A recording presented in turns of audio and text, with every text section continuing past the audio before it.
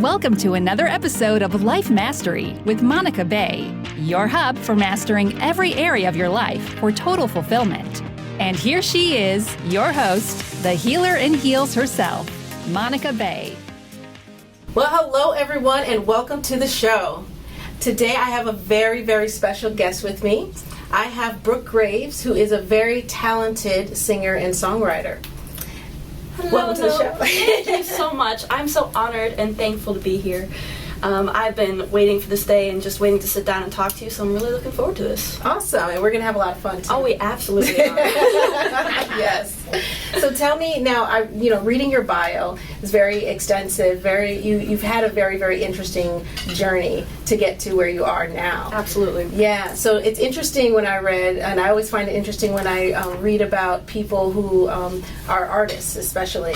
When that started when they were a child. And so from your bio, it says that you had started when you were just 12 years old. Yes. Writing and everything. So how did that come about? Absolutely. So music has been a part of my life since the day I could remember. Mm-hmm. No one in my family is actually in music or vocally driven or musically inclined, but music always just spoke to me, and it was always an outlet growing up as a child. So I actually started on the piano at the age of 5, and then it was my piano teacher who discovered I could sing. I had absolutely no idea. So then he took a lot of time with me and sort of honed my craft, and we did a lot of songwriting and just producing in my little home studio. And from there, it just grew every year, and then in life, you never really know who you're going to run into. Yeah. So I was just randomly on vacation with my family, and we ran into Shay. He's part of the group NERD with Pharrell. Mm-hmm. So people we were vacationing with were running up to him and saying, "Oh my gosh, there's this girl. You have to go hear her sing." So we ended up having Shay over for dinner. Wow. And we had his whole family. He has 5 really, really sweet kids. Mm-hmm. And after dinner, I just sat down, played one of my favorite covers on the piano by Alicia Keys. Mm-hmm. And I heard that online. Yes, it's very good. That is on YouTube. You can check it out on YouTube. Yes, plug that. Absolutely. Yeah, but I played that for him, and he really, really liked it. And then from there, he connected me to Rob Stevenson. He's a vocal coach based here in Atlanta. Mm-hmm. And from there, the team grew, flourished. We really focused on music and got to the point where we are right now. Yes, and that's amazing. Yeah. That is amazing. So congratulations on all of that. Thank so you. I would like to know, though, how you got him to come to dinner. Yeah. Let's talk about that. Yes. So it was actually not me at all. I'm very timid about, especially when people are on vacation, because as you know, in this industry, in any entertainment outlet or music industry, people are really, really busy. Mm-hmm. And when they're on vacation, especially with their family, they just want to unplug and vacation and not really think about anything.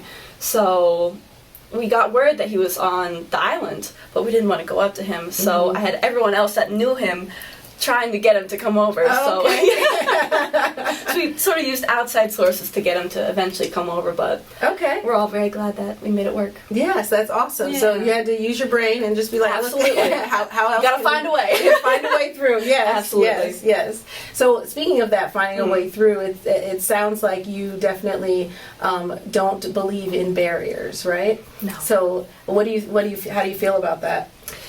Yeah, I've always been a very, I want to say, headstrong person about goals and what I want to achieve. And I think if you believe that, there's always going to be barriers in life. There's always going to be people that may stop you from attaining your goal, or just situations in life. So I think if you're really headstrong and just laser focused on what you want to do, you'll find a way to get there. Yeah. So that's just the approach that I've taken about my career, because since I was 5 and playing the piano, I knew that this is what I wanted to do. And I won't stop till I'm there. There you go. And you are definitely on your way. Thank you. So tell me a little bit about what your childhood was like, and any obstacles that you've had to overcome, and how you did that. Yeah, so in terms of my childhood, I grew up in a very academic family. Mm-hmm. My dad's in the biotech industry, and my mom was a nurse. Okay. So from them, they've always come from a very passionate standpoint and wanting to really support their kids in any dream that they have. I more so ran into obstacles and barriers when it came to school, actually. Oh, okay. Because I went to a really academically driven school who didn't really understand the arts. So I went right into my career the day I graduated high school. And I think I was one of the first people in 10, 15 years from my high school not to go to college. Okay. So there was a lot of resistance and sort of backlash from teachers and people there, but I knew that this is what I wanted to do and jump right into it. So that's amazing. So how was it hard for you to do that, to against everyone else's opinions? And I mean, were your parents supportive of you not going to college? And they were. So at the end of the day, I was extremely grateful they were supportive. Yeah. And you know, I've always liked taking the different route, so that... Me too, I love that. We're rebels. Too. Yes, absolutely. Rebels for a cause. That's right, yes. Yep. So yeah, I was always excited, but when you take such a leap, because it was a leap, at that time I didn't have the team that I do. I just had my dream and my parents' support and passion for what I was doing. So at that time, it was a big leap of faith. So... you know, it took a lot of courage to do that and just to go against the grain of whatever everyone else is doing, but I'm very, very glad I stuck to my guns and did it. Yeah, well, as I say, when you go against the grain, usually when everyone else is doing something, that's not what you should be doing. Usually. Yeah. It's going against the grain is important. So did your parents instill that within you? They did. That's awesome. They did. My dad is absolutely phenomenal, and in his own life and career, he's taken a lot of steps to really go against the grain as well. So just growing up, seeing him doing speeches to people and just really talking about your core purpose and passion, that's what really fueled my fire. Awesome. Yeah. Awesome. So are you close with your parents? Are they very involved in your career right now as well? They are. Yeah, they've always loved being there every step of the way. They are in Boston. I did move here, I'd say, a year and a half ago. Okay. Around the same time I did. Exactly. Look at that. Exactly. And fate led us here. Exactly. Yeah, but they're very supportive, and you know, we're on the phone constantly giving them updates, and they fly down for big events in my life. Yeah, they're always there in my corner. Awesome. Yeah. And so, what led you to Atlanta? Yeah, so what led me to Atlanta is actually my voice coach, Rob. So Shay, after he heard me sing, he actually came back 2 days later. We didn't hear anything afterwards, and it was sort of dead silence. And then I had a little moment of, ooh, I hope I did good. I hope he liked me. Yeah. But yeah, he came back 2 days later and had someone on FaceTime, and I had absolutely no idea who it was. And turns out it was Rob Stevenson, and for those of you that aren't familiar with him, he's coached everyone. I mean, everyone you hear on the radio, from Rihanna he's a pretty big deal. Timberlake. He's done some stuff. But it was actually him, so I would be flying back and forth taking lessons with him, and it got to the point where he then introduced me to my music producer, Wiley Morris. And at that time, as we got to know each other better, and we brought in my co-writer, Tracy Hale, and as we all started working together, I said, you know what, I've just got to make the move down here so I can really just immerse myself in this and live it in and out. Yes. Yeah. So the whole time that you've been down here, you've been really, really like on your grind. I've seen it. Right. So you've what are some of the challenges? Have you experienced any challenges from the time you moved here to now, to getting everything out and where you're going? Yeah, there's always challenges in the beginning when you're just starting out, and we're doing this all independently as well.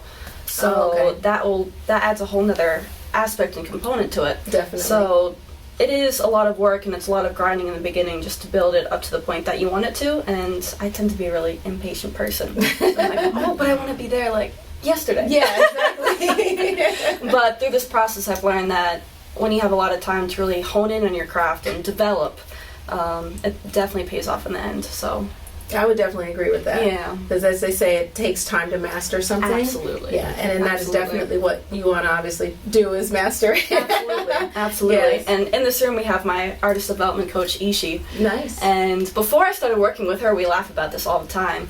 Before I started working with her, I'm like, yeah, I got this thing down pat. I'm ready to go. But she came in and she's like, oh, no. We have a lot of developing to do. So it was a lot of cardio training, and she introduced a whole new movement aspect to my performance. Oh, and really? Just a whole new world, because I'd been doing sort of the commuting in terms of artistry. So when I really moved down here and started living the life of an artist day in and day out, I realized what it really takes and what goes on behind the scenes and everything else that I need to implement. Awesome. Yeah. That is a lot. That's quite a bit. That is a lot. Are you enjoying it though? Oh, Enjoying the ride? I love it. Absolutely love it. And then you have a album coming out in 2020, right? Yes. So this will tell be us about my it. debut project called Rated BG. So obviously my name is Brooke Graves, but my music producer Riley actually gave me the nickname BG. Okay. So then we were sitting down and Rob came up with the idea. He's like, it would be a really cool sort of album name and campaign idea would be Rated BG. So we're focusing on sort of the movie playoff of it. So we're currently finishing all of the visual aspect of the project. So that'll all be releasing in 2020. So I'm really excited That is about so it. exciting. Yeah, It is. absolutely. Can't Is wait. everything? You said you're done with the actual album part. Yes, You're the just music doing is the done. visual part. Exactly. Okay. Yep. Okay. Awesome. Yeah. Have you done the? Well, no, I've seen on your YouTube you have a lot of videos, so you're used to doing that. I was going to ask you if you're. Has that been challenging at all with getting prepared for music videos and things like that? Yeah, so there's definitely a learning curve. Up on YouTube, I do just have sort of more simplistic cover videos. Yeah. So for this wave of visuals, we're really taking it up a notch and going in more of a storyboard approach. Okay. So yeah, it's definitely going to be a lot different than what you see on YouTube. I can't wait to see it. Can't wait for y'all to see it. Yes, yes. So I would like to get into your life a little bit more. So tell me what some of the pivotal moments have been that led you to who you are today. Very good question. Some of the pivotal moments, I would say, definitely graduating high school and immersing myself in this, but in terms of music, when I really realized that this is what I wanted to do, I'd say I was in maybe the 7th grade. And at this time I built my little home studio in my room. I had a keyboard, computer all set up, and I recorded, I'm not sure if you remember this song, Pocket Full of Sunshine. It sounds familiar. I got a pocket full of Oh, sunshine. yeah. So I heard that song and we recorded a little cover of that. And up to that point, no one in my family or anyone for that matter had really heard me sing. So I burned it onto a little CD. Yes, a CD. And They existed. put it in a boombox. And Oh, no, not the I know.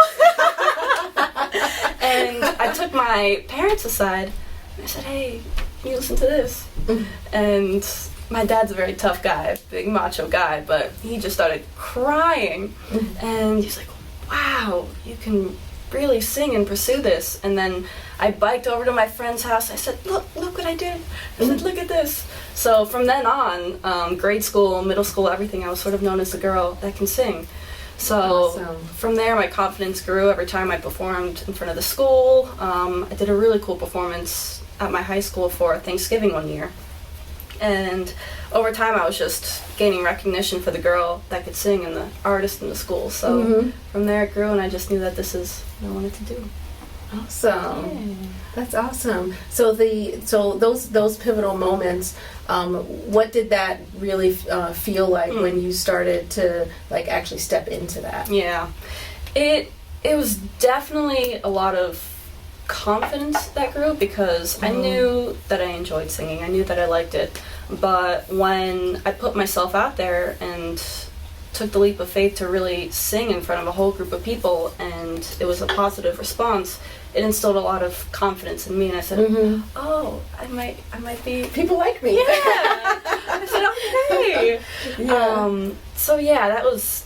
In terms of the pivotal moments, that's what really changed, just my outlook on my abilities and my talent, because just to get recognition and support from my peers was huge. Yeah, and I find that a lot of people especially with confidence, you need that kind of validation, right? Yeah, in the beginning especially. Especially in the beginning as you're growing with there, and then then you're like, no, I just know I'm good. You get, I don't need your validation anymore. Exactly. Yep. Yeah, but that is good, and it helps you grow. Absolutely. And because we kind of need proof to ourselves of kind of our greatness sometimes, right? Absolutely. Yeah. Absolutely. And especially for people who are perfectionists or hard on themselves, to see really good feedback, it just, I feel, inspires a whole new wave of confidence to push forward to the new phase. Definitely. Definitely. So what were some of the biggest life lessons that you have learned in just in life in general? Biggest life lessons, as I touched on earlier, just a growth for patience. Because as I mentioned a little earlier, I am the type of person that I've always believed in working really hard for what you want to do and being really focused.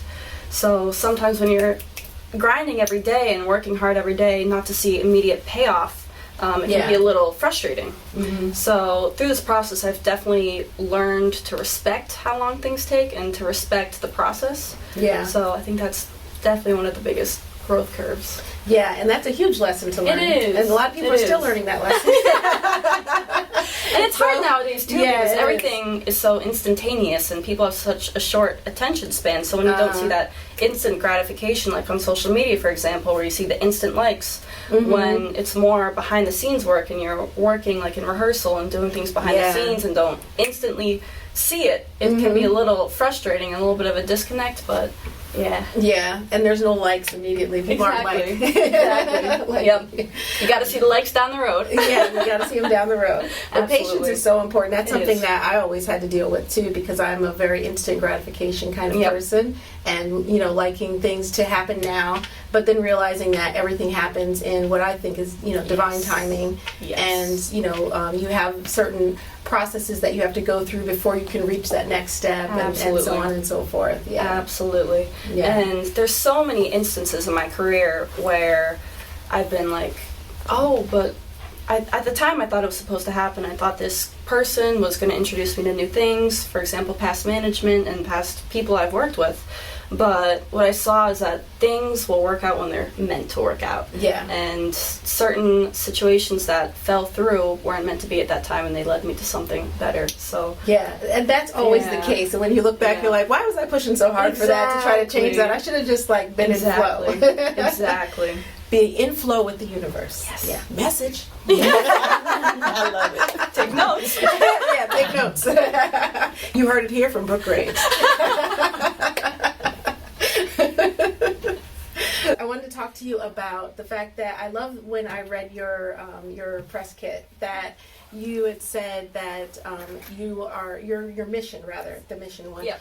You had said that your mission is to have uplifting music with the lyrics and everything, and kind of being able to uplift people and with positive vibes. So I love that, because we really need that right now in the music industry. Absolutely. So what made you want to include that as your direction?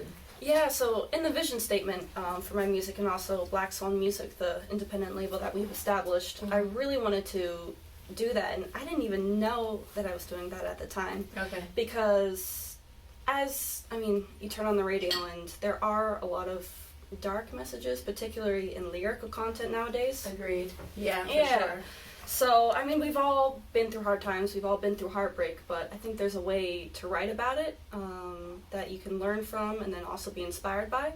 So, in my project, it does take you through an emotional journey, and there is heartbreak, but there's also really fun moments as well. Yeah. So, just being able to perform the really fun songs too, it's just great to get a crowd enthusiastic about an uplifting and upbeat song. So, when I brought Tracy Hale on as my co-songwriter, we were going through these lyrics, and by the end of it, we're like, man, boys kind of suck. Exactly. We're like, we can't write boys kind of suck songs every time. Keep every time. I know. We can't keep doing it. So then we found interesting and new ways to phrase things that wasn't stuck in sort of a darker lyrical place, and we found this a really cool balance of writing these uplifting love songs. So that's where we found ourselves at, and I'm so grateful because they're so fun to perform, and that's where I'm at right now. So Okay, awesome. Yeah. So it's about like showing the real life stuff that everyone's Yeah. going through, but in a more positive, Exactly. in a more positive In a light. positive light. Like you can see light at the end of the tunnel. Yep. We're not all gonna die because boys are bad. No. That's great. So, what are the? How do you believe that the music today, when you talk about a lot of the darker lyrics and stuff like that, what is your opinion on how the music today is really kind of affecting people with that kind of energy? Yeah. So I mean, subliminal messaging is a big thing. Yeah. So I think when you have, I mean, we talk about this all the time too. Kids nowadays, they live with headphones in. Yeah. So a lot of the time they're just listening to these lyrics, and it's not always the best messages. Mm-hmm. So I think anyone that can really step onto the music scene and just sort of turn and shift the mood and shift the tone of lyrics, I think it would be really beneficial nowadays, because Yes. you do see a lot of kids just going through a lot, and they put their headphones in and listen to people that are going through a lot, and I think it does sort of Yeah. spiral into a downward spiral. But Yeah, and especially with social media, because a lot of children these days don't really communicate with each other Very directly, true. so Very they don't true. have that connection of that support system of Yeah. the best friend that they can really, really talk to. I mean, they have them, but it's different because it's just texting now. Yeah. They're not even talking on the phone. They're not even playing in person. They're Yeah. on games online, Yeah. like remotely. So that they have friends all over the world, but they don't know them. Exactly. And so they're, so they really, when they are going through something, they're really going through it alone Yeah. a lot of times. Yeah. And it's being reinforced Absolutely. by the lyrics that they're listening to. Yeah. Yeah. So I'm very happy and glad that you are doing what you're doing. Yes. Just shift the tone. Yeah. Shift the tone. Give some people to dance to, and Mm-hmm. music to make memories to. And Yeah. Yeah. Yes. And a beautiful voice to listen to. Ah, We're going to hear a little bit of that voice a little later. So, where do you plan to take your career? yeah. So I want to take my career as far as I can possibly go. At the end of the day, when I say, okay, where do I want to be in a few years, I always picture a really big stage. I love being on stage and performing the music and just being able to interact with the crowd and really get their first-hand reactions to it. So Yeah. I'd love to take this to the biggest stage possible. Awesome. Yeah. And you will. You will. I see it in your eyes. Aw. No, so everyone listening, she has a very, very bright aura. Yes, very, very bright aura. So you definitely have a lot of great energy and a lot of positivity that Thank you're, you. Putting out into the world. Oh, I appreciate Yes. that. You're welcome. You as well. Thank you.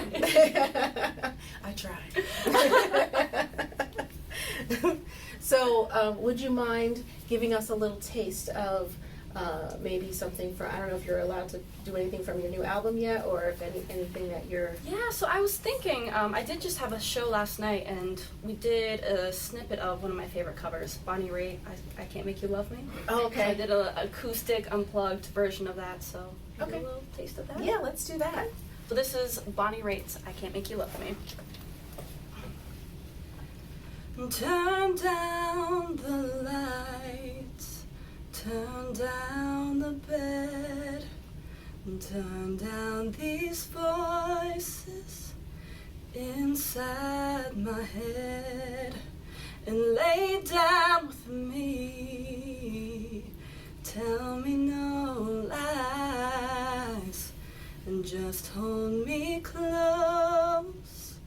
And don't patronize, don't patronize me. 'Cause I can make you love me if you don't. And you can make your heart feel something that it won't. I was like waiting. That was awesome. That was awesome. I love your voice. Thank you very Yes. much. A little different than my speaking tone. Yeah, and you have a lot of power behind that and good, breath control and all of that, and just kind of holding back. And I'm like, I love it. Thank you. I love every moment of it. So, what can we expect from this upcoming album? Yeah, so as I was mentioning earlier, it definitely is an emotional journey. And when we add this visual component to it, I think it's just going to take that over the edge.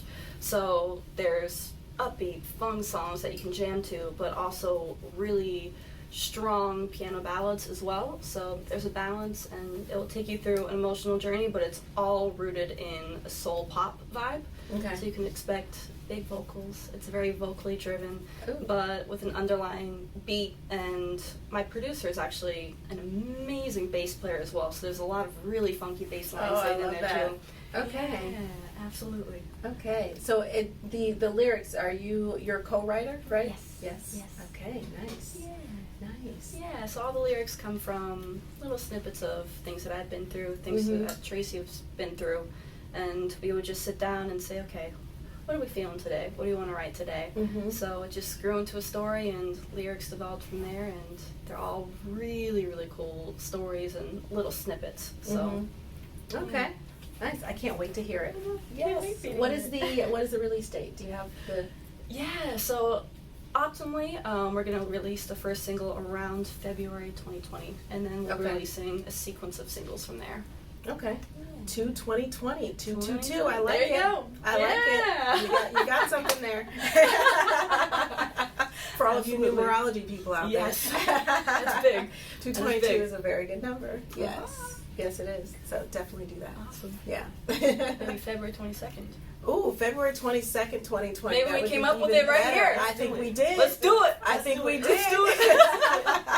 Let's do it. Let's yes, do it. yes, definitely. Awesome. Yes, that would be amazing. What would be, if you could only get one message out there to the world, what would that be? To kind of leave your legacy of, Yeah. yeah.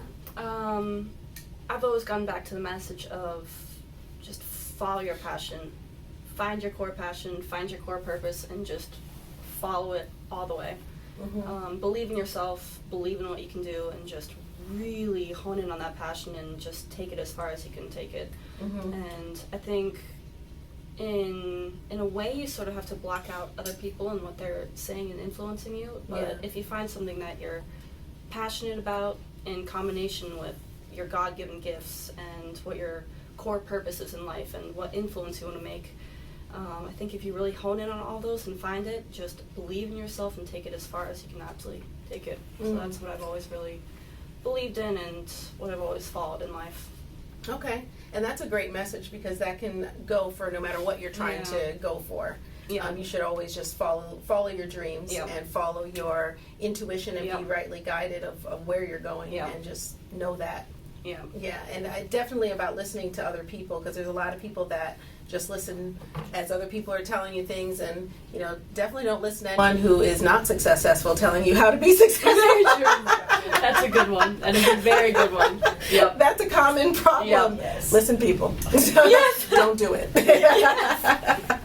The individuality is very important. I'm a huge proponent of being outside, living outside the box, thinking outside the box, Me too. and going Absolutely. and making your own way. Absolutely. Yeah. And I think also what's really important in life too is just evaluating what drives you.